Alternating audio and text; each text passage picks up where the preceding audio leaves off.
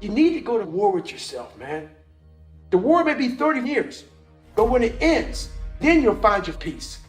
But until then, you'll always be searching to find that nice, kind book that guides you beyond all your personal suffering. You stay in a world of things will get better because someone said they would, and I need to find peace.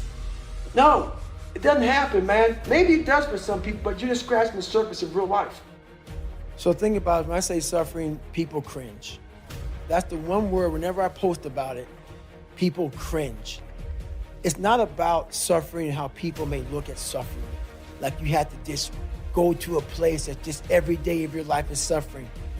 You have to tap into suffering every day of your life because we have so much scarring that we have to clean up. Life is one big mind game, and you're playing it with yourself. Is it true? I don't care. It got me through the hardest training, starting out broken. Where most people quit, I had just started. You have to look at suffering as almost like I look at failure. To succeed, you must fail. In failure and in suffering, all the answers are in there. All the answers to all the test questions. The test is your life. All the answers are in there. You don't have to live in suffering and pain and failure all the time. You have to learn, I need to visit it. Like people hate working out. You're only gonna visit working out maybe an hour a day. 23 other hours of the day, you're not in it. But how you become in shape is you must visit suffering, visit working out 1 hour a day. Visit suffering 1 hour a day. Visit your past failures 1 hour a day. The relationship with it is the answers are in there. And when you take that mindset and you learn to flip that around, that's what made me powerful. And my body followed. And 3 months later, my stress fractures were healed by running on them. I never had them since. I'm 43 years old, and I'm not saying to do that. I'm just saying that when the mind and the body connect, and you don't give yourself a way out, the only way out for me at that time was death. I'm going to be a Navy SEAL, or I'm going to die trying, period. And I call it the live autopsy. How you find out someone died? They crack you open after you're dead. How you can live is do it while you're alive. Go back in your brain, crack it open while you're alive. Don't wait until you're dead to figure out why you died. Do it while you are living. Go in there, go into the suffering. Go into the pain of your life and say, why did this suck for me so bad? Why am I afraid of all this stuff? Why have I shut down the whole world? I guarantee I'll tell you why you shut down the whole world. It's in these nooks of the suffering within your brain, in the scarring, are all the answers to why you are on the couch feeling sorry for yourself. They lie within the scars. Visit them for at least an hour a day, study them, and then you'll find out more about yourself. You will then grow. So you have to be honest with yourself, dude. All the hate you feel for another person or hate you feel for yourself is toxic, and you're not gonna get any growth from it. All you do is become more and more ignorant. And trust me, man, you fall down a rabbit hole of being so stupid that you can't ever climb out of it. That's what it's about.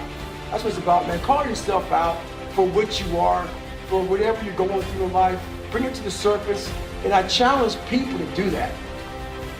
So don't look at it as every day I suffer. Go into it an hour a day.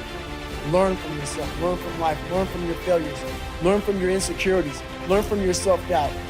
Don't just say, I'm afraid to jump off an airplane. What makes you afraid of it? Study it.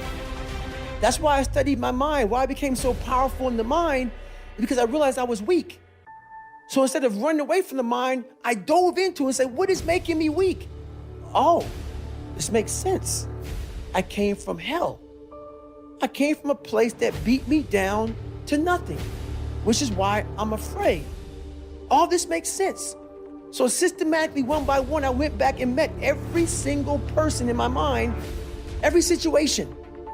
I went one-on-one with them again in my mind and said, okay, let's now revisit this. And that's how you do it. I just had an intense conversation about managing your expectations, how people need to manage their expectations, and about tripling down on your strengths and don't worry about your weaknesses. If anybody out there knows who I am, I totally disagree with all of that crap. I think it's crap, and that's exactly how the people in the world become weaker people. It's by capping your brain. It's by putting this kind of garbage in it about not attacking what you're not good at. Before I joined the military, I hated the water, so I had to go practice. So every morning I wake up, I go to the pool. Before I jumped in that water, I put my toe in the water to feel how cold it was. Me doing that was my silent protest. It was me feeling sorry for myself. And I realized if you're gonna do something, anything in life, you better attack it.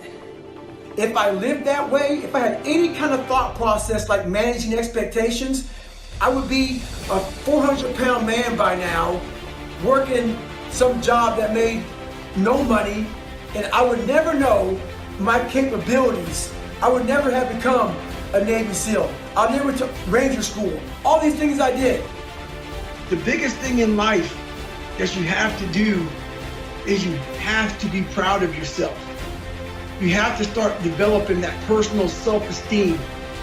And it has to be something that it's an internal thing.